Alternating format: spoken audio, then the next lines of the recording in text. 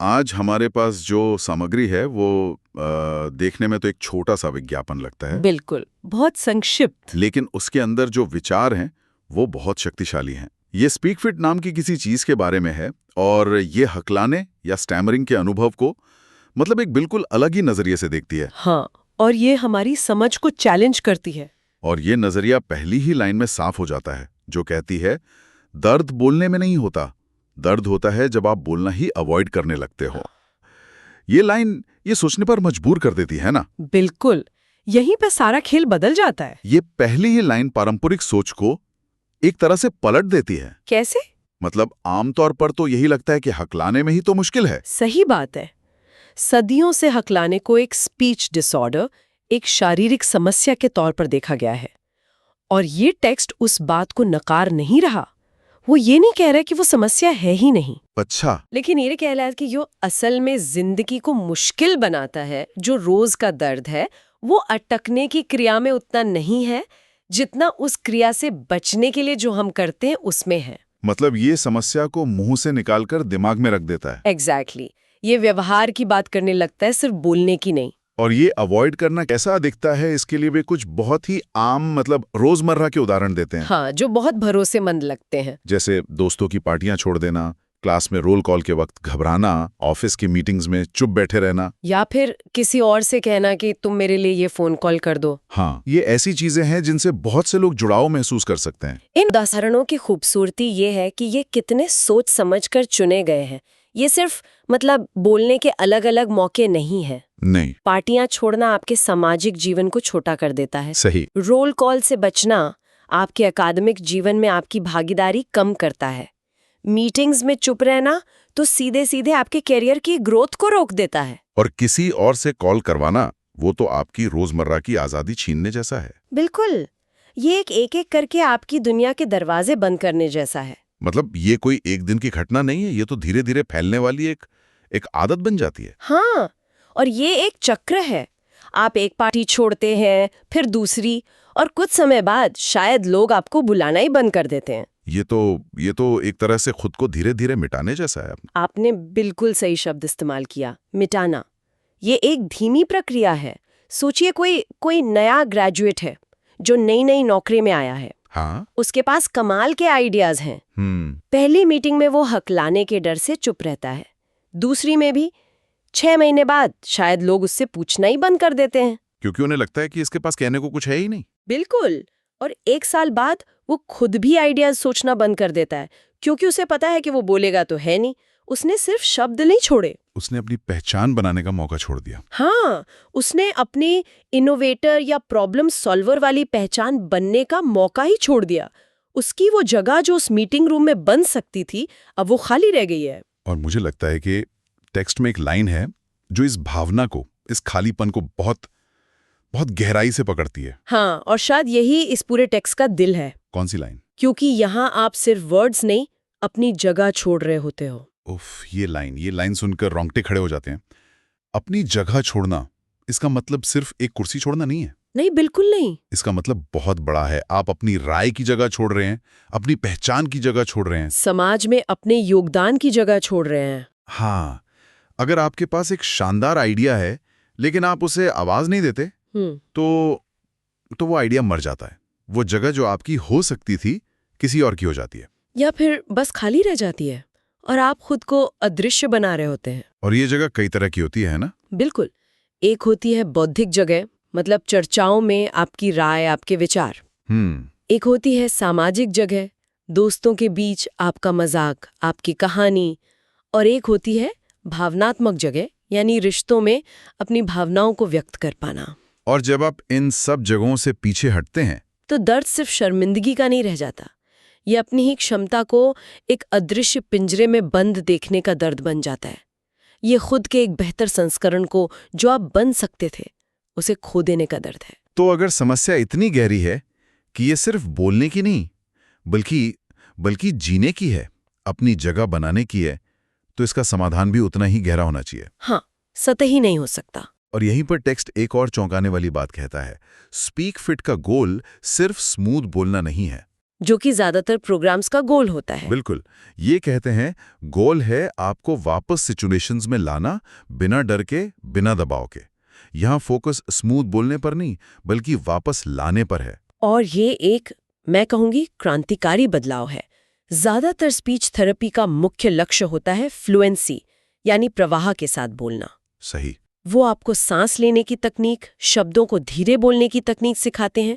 ये दृष्टिकोण कहता है कि फ्लुएंसी एक साइड इफेक्ट हो सकता है, एक अच्छा नतीजा हो सकता है, लेकिन ये हमारा मेन गोल नहीं है। तो पहला लक्ष्य क्या है? हमारा पहला और सबसे बड़ा लक्ष्य है व्यवहार को बदलना।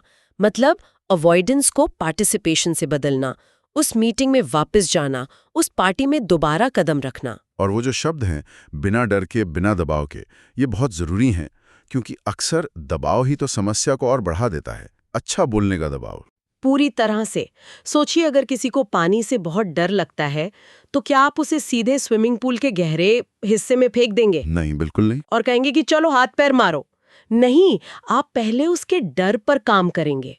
जब पानी का डर कम होगा, तब स्विमिंग की तकनीक काम आएगी। अच्छा। यहाँ भी वही सिद्धांत है।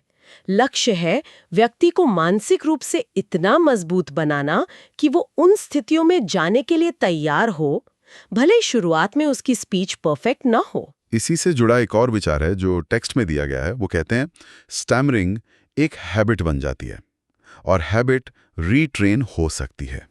अब ये बात मतलब कुछ लोगों को अजीब लग सकती है। क्या हकलाना सिर्फ एक आदत है? ये एक बहुत अच्छा सवाल है, और यहाँ टेक्स्ट ये नहीं कह रहा कि हकलाने का कोई न्यूरोलॉजिकल आधार नहीं होता। अच्छा, तो वो क्या कह रहा है? वो कह रहा है कि हकलाने के आसपास जो डर और बचने का व्यवहार है, वो एक आदत बन जाता है। ओके।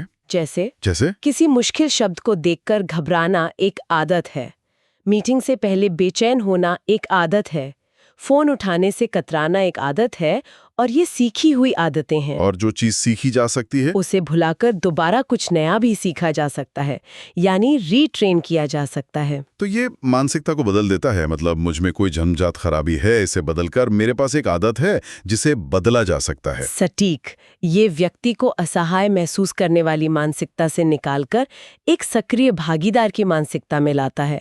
ये कहता है कि आप अपनी रिकवरी के ड्राइवर हैं, सिर्फ एक पैसेंजर नहीं। इससे तो इसके साथ जुड़ा कलंक भी कम होता होगा। बहुत ज्यादा। ये किसी बुरी आदत की तरह हो जाता है, जैसे नाखून चबाना, जिसे बदला जा सकता है। ठीक है, ये सब सुनने में बहुत अच्छा लग रहा है। मानसिकता बदलो, डर पर काम करो, लेकिन वे ये करते कैसे हैं? यहीं पर सबसे दिलचस्प और शायद सबसे विवादास्पद लाइन आती है। आवाज से पहले हम कॉन्फिडेंस ट्रेन करते हैं। मुझे ये समझने में थोड़ी मुश्किल हो रही है। अगर किसी को सही तकनीक ही नहीं पता, तो सिर्फ हिम्मत देने से वो मीटिंग में जाके क्या करेगा? क्या ये उन्हें फेल होने के लिए सेटअप नहीं कर रहा? ये सवाल इस पूरी मेथोडोलॉजी के दिल में है। ये उल्टा इसलिए लगता है क्योंकि पारंपरिक मॉडल कहता है, पहले अपनी आवाज ठीक करो, फिर आत्मविश्वास अपने आप आ जाएगा। हाँ, यही तो लॉजिकल लगता है। ये मॉडल उस पूरी सोच को पलट देता है। ये कहता है, पहले आत्मविश्वास पर काम करो, आवाज उसका पीछा करेगी। और आपका सवाल जायज है कि कैसे? हाँ, कैसे? इसका जवाब ये है कि वे कॉन्फिडेंस को किसी मोटिवेशनल स्पीच की तरह नहीं देखते। वो उसे छोटे छोटे हासिल किए जा सकने वाले एक्शन स्टेप्स में तोड़ देते हैं। मतलब कोई उदाहरण दे सकते हैं? जरूर। मान लीजिए किसी को रेस्टोरेंट में खाना ऑर्डर करने से डर लगता है। पारंपरिक तरीका होगा कि उसे घर पर मैं एक बर्गर लूंगा की प्रैक्टिस कराई जाए। ठीक है। ये नया तरीका शायद ये कहेगा, आज तुम्हारा लक्ष्य परफेक्टली ऑर्डर करना नहीं है, तुम्हारा लक्ष्य है सिर्फ वेटर की आंखों में देखकर मुस्कुराना, बस इतना। हाँ, कल का लक्ष्य होगा मुस्कुराकर सिर्फ हेलो बोलना। परसों का लक्ष्य होगा मेन्यू पर उंगली रखकर अटकते हुए ही सही अपना ऑर्डर देना। वे सफलता की परिभाषा ही बदल देते हैं। तो सफलता स्मूथ बोलना नहीं है? सफलता है सिचुएशन से भागना नहीं। अच्छा, तो ये उस चक्र को तोड़ने के बारे में है। मुझे याद है स्कूल में कहते थे practice makes a man perfect, लेकिन यहाँ तो प्रैक्टिस करने का मौका ही नहीं मिल रहा। बिल्कुल, क्योंकि इंसान उस सिचुएशन में जा ही नहीं रहा। ये तो एक क्लासिक कैच 22 जैसी स्थिति है। आपने पकड़ लिया, ये बिल्कुल एक कैच 22 है। बोलने का डर आपको बोलने से रोकता है, जब आप बोलते नहीं तो आपकी प्रैक्टिस नहीं होती, और जब प्रैक्टिस नहीं होती तो कौशल नहीं सुधरता। और जब कौशल नहीं सुधरता तो आपका डर और भी बढ़ जाता है। ये एक दुष्चक्र है। ज्यादातर लोग इस चक्र को कौशल वाले हिस्से पर तोड़ने की कोशिश करते हैं, तकनीक सिखाकर। यह दृष्टिकोण कहता है कि असली कमजोर कड़ी डर है। अगर हम डर को ही कम कर दें तो इंसान खुद ब खुद प्रैक्टिस करने वाली सिचुएशन में जाने लगेगा, और जब वो असली दुनिया में प्रैक्टिस करेगा तो सुधार अपने आप आएगा। तो इस पूरी बातचीत का सार क्या है? हमने एक छोटे से टेक्स्ट को लिया, लेकिन इसके अंदर से हकलाने को लेकर एक पूरी की पूरी नई फिलॉसफी निकल कर आई है। हाँ, एक नया नजरिया। यह सिर्फ बोलने के बारे में नहीं है, ये अपनी जिंदगी में हिस्सा लेने और अपनी खोई हुई जगह को वापस पाने के बारे में है। यहाँ से जो सबसे बड़ी बात सीखने को मिलती है वो ये है कि समस्या को कैसे फिर से परिभाषित किया गया है। हाँ। समस्या आवाज का अटकना नहीं है, समस्या है जिंदगी का अटक जाना। बिल्कुल, दर्द हकलाने में नहीं है, दर्द उस चुप्पी में है जो डर की वजह से अपनाई जाती है। और इसीलिए लक्ष्य प्रवाह के साथ बोलना नहीं, बल्कि निडर होकर भाग लेना है। लक्ष्य सिर्फ एक बेहतर वक्ता बनना नहीं है, बल्कि एक पूरी और भरपूर जिंदगी जीना है। ये सिर्फ हकलाने वाले लोगों के लिए नहीं, बल्कि मुझे लगता है हम सबके लिए एक बहुत बड़ा सबक है। हम सब अपनी जिंदगी में किसी न किसी चीज से बचते हैं। हाँ, किसी न किसी डर की वजह से पीछे हटते हैं, और ये हमें एक बहुत जरूरी सवाल पर लाकर खड़ा करता है। क्या? किसी तकनीकी कौशल को सुधारने से पहले डर और अवॉइडेंस की आदत से निपटने का ये तरीका और कहाँ-कहाँ लागू हो सकता है। सोचिए, ऑफिस में अपनी बात रखने के बारे में, या कोई नया म्यूजिक इंस्ट्रूमेंट सीखने के बारे में, या यहाँ तक कि किसी से अपने दिल की बात कहने के बारे में। सही बात है। कितनी बार असली बाधा हमारे कौशल की कमी नहीं, बल्कि कोशिश करने का डर होता है। वो डर कि हम असफल हो जाएंगे, कि लोग हमें जज करेंगे, कि हम मूर्ख दिखेंगे। बिल्कुल। तो आज सोचने वाली बात ये है कि हम सब अपने जीवन में किन स्थितियों से बच रहे हैं, और उसके परिणाम स्वरूप हम कौन सी जगह छोड़ रहे हैं। वो कौन सा आइडिया है जो हमने कभी बॉस के सामने नहीं रखा? वो कौन सी बातचीत है जो हमने डर के मारे कभी शुरू नहीं की? वो कौन सा मौका है जिसे हमने सिर्फ इसलिए जाने दिया क्योंकि हमें अपनी काबिलियत पर शक था?